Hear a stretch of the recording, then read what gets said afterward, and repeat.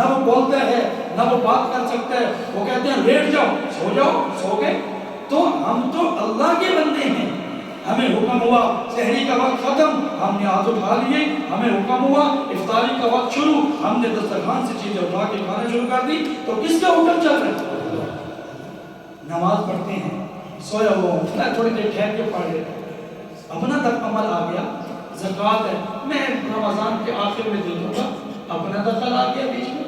حج ہے, اس سال نہیں کرتا اگلے سال کر لوں گا, اپنا دخل کر لیا. ٹھیک ہے, نہیں کیا تو اگلے سال کی ارادہ کر, اپنا دخل.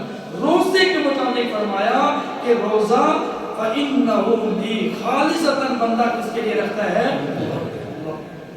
حدیث میں آتا ہے, اسی حدیث کا خلاصہ آگے ذکر یہ فرمایا کہ اللہ تعالی ہر آدمی کی جن نیکیاں ہوتے ہیں ہوتی بڑھا دیتے ہیں, حتیٰ کہ 10 نیکیوں کا ثواب 700 نیکیوں تک اللہ بڑھا دیتے ہیں. معمولی نیکی, پانی کا ایک گلاس کسی کو پلا دیا, کتنی نیکیاں ملی؟ 10 نیکیاں. اور یہی اگر 700 کے حساب سے لے جائیں تو ڈھیر ساری نیکیاں بن جاتی ہیں. نیکیاں تو اللہ بڑھا, لیکن فرمایا ہر بندے کی نیکیوں کو ہم 700 وَيُضَاعَفْ اور اس سے بھی دگنا کر دیتے ہیں. لیکن روزے کا جو بدلہ ہے وہ یہاں نہیں, وہ کل قیامت کے دن اللہ عطا فرمائیں گے. کتنا عطا فرمائیں گے اس کا ذکر نہیں ہے, کہیں پہ بھی ذکر نہیں ہے. بس لوگ روزہ میرے لیے رکھتے ہیں لہٰذا اس کا بدلہ میں دوں گا. آگے فرمایا وَالصِّيَامُ جُنَّةٌ, روزہ ڈھال ہے. آدمی گناہ کرنے لگتا ہے, اس کو خیال ہوتا ہے روزے سے وہ پیچھے ہٹ جاتا ہے. جھوٹ بولنے والا جیسے ہی جھوٹ بولنے کی کوشش کرتا ہے اس کے ذہن میں آتا ہے میں کیا ہوں؟ روزے سے ہوں. نہیں, سیدھی بات دو ٹوک بات ہے. وہ غیبت کرنے کی ایسی نیت کرتا ہی ہے, خیال آ جاتا ہے کہ میں روزے سے ہوں تو وہ بچ جاتا ہے. اسی کو تو حضور نے فرمایا روزہ ڈھال ہے گناہوں سے بچنے کا. حضور آپ تعریف بتائیں, روزے ڈھال کی آپ تعریف بتائیں. فرمایا فَإِذَا كَانَ يَوْمُ صَوْمِ أَحَدِكُمْ, تم میں سے جب کسی ایک کا روزہ ہو تو وہ روزے میں کیا کریں؟ فَلَا يَرْفُسْ, پہلا کام جماع والی دل لگی والی باتیں نہ کریں. روزہ رکھ کے بیوی سے دل لگی والی باتیں نہ کریں, کسی سے بھی نہ کریں.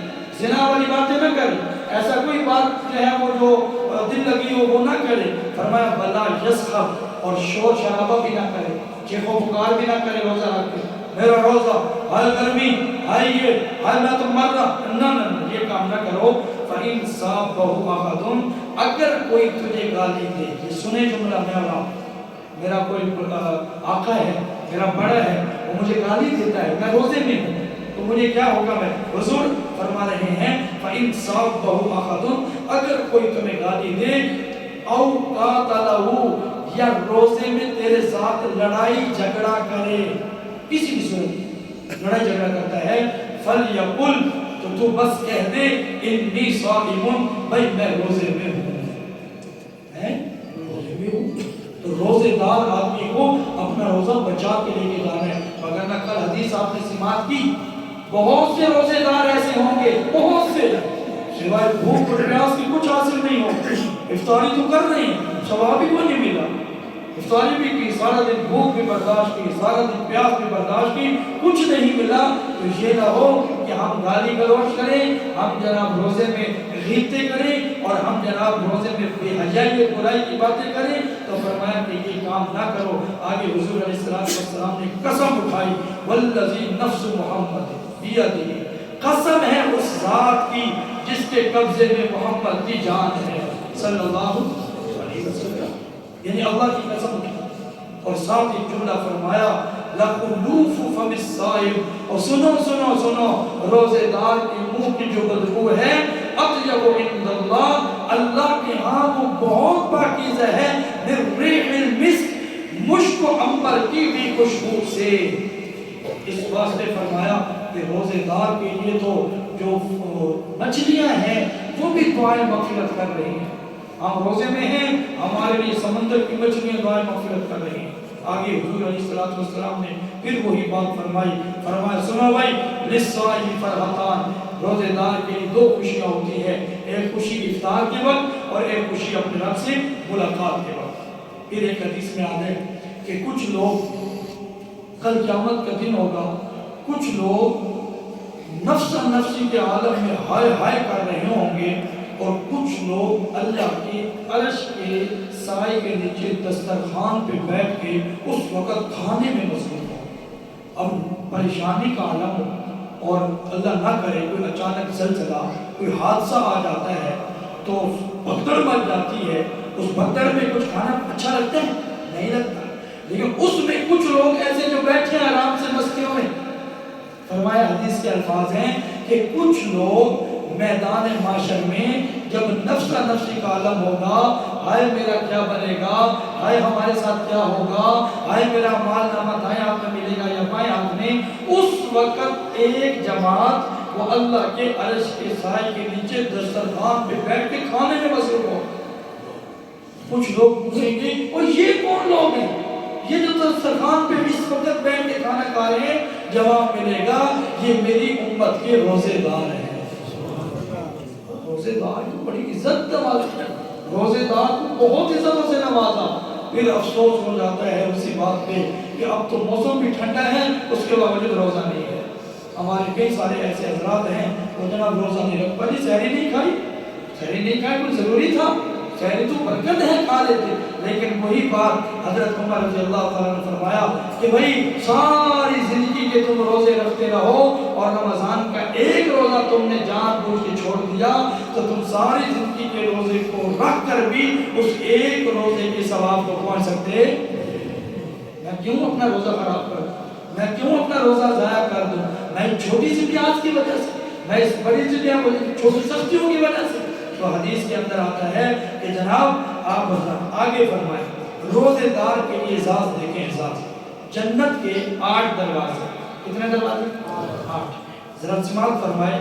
हजरत अबू हुरैरा ही इस हदीस के रावी हैं, फरमाया मन अनफका ज़ौजैन फी सबीलिल्लाह, जिस आदमी ने 2 जानवर अल्लाह के रास्ते में इस नियत से दिए कि ये नर और मादा हैं, इनसे आगे नस्लें चलेंगी और ये जिहाद के हवाले से, तो फरमाया फी सबीलिल्लाह नूदिया मिन अबवाबिल जन्ना, तो हम जन्नत में उनको इन आवाज से पुकारेंगे या अब्दुल्लाह हाज़ा खैरुन, ऐ अल्लाह के बंदे ये तेरे लिए बेहतर है।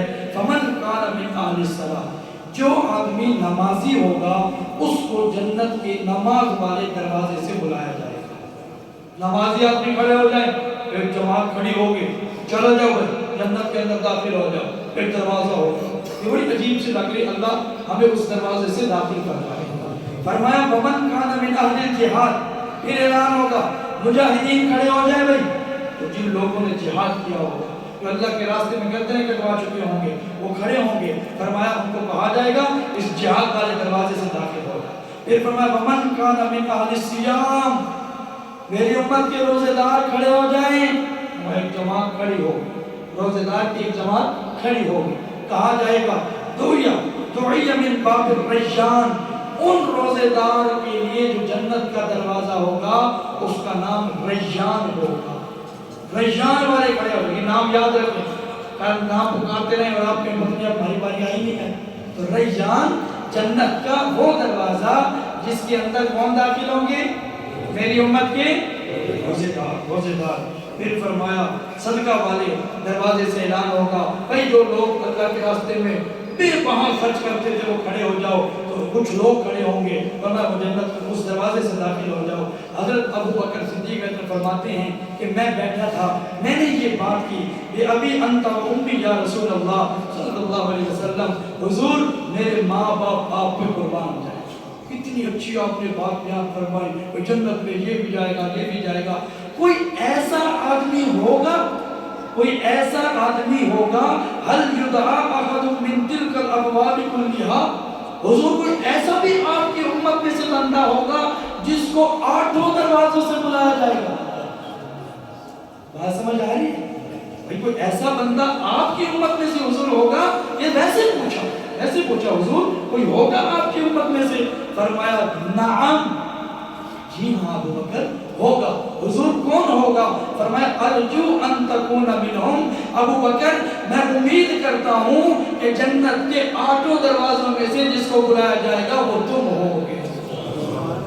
फजीलत जिक्र फरमाई इसी अंदाज में پھر فرمایا کہ لوگوں اللہ تعالیٰ کل قیامت کے دن فرمائیں گے ان فی الجنت بابا یقال له ریان، جنت میں جو ایک دروازہ ہے جس کا نام ریان ہے، اور اللہ تعالیٰ اس میں روزے داروں کو جنت میں داخل کریں گے، لا يدخل منه احد غیرهم، ان جنت کے دروازوں میں روزے داروں کے علاوہ اس دروازے سے کوئی اور داخل نہیں ہوگا۔ پھر فرمایا یقال، اعلانات ہوں گے، این الصائمون، کہاں ہیں روزے رکھنے والے جنہوں نے سردی گرمی شدت کے روزے رکھے، کہاں ہیں؟ کچھ لوگ کھڑے ہوں گے، فرمایا فیقومون لا يدخل منه احد غیرهم فاذا دخلوا اغلق فلم يدخل منه احد، جنت کا ایک دروازہ کھلے گا، اس کے اندر ان روزے داروں کو داخل کر دیا جائے گا، پھر اس دروازے کو مستقل طور پہ بند کر دیا جائے گا۔ تو حضرات محترم، یہ حدیث سنانے کا مقصد یہ ہے کہ انشاءاللہ موت آ جائے گی، جب تک زندہ ہیں ایک روزہ بھی ہم چھوڑیں گے، عمل کریں گے انشاءاللہ۔